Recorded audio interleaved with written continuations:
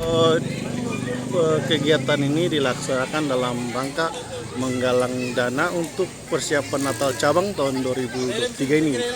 Harapan kami sebagai anak muda membuat event ini agar memacu bakat-bakat anak-anak muda dalam bidang olahraga khususnya, sehingga ini merupakan suatu hal positif yang dapat memicu anak-anak untuk berolahraga.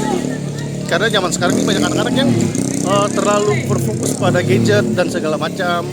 Harapan kedepannya sehingga semoga event ini bisa meningkatkan bakat dan minat anak-anak muda untuk fokus di olahraga khususnya sepeda.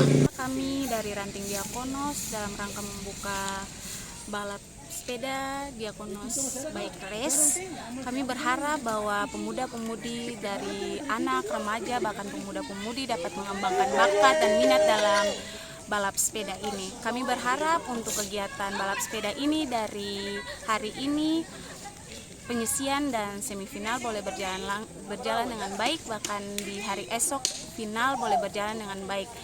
Itu saja, terima kasih.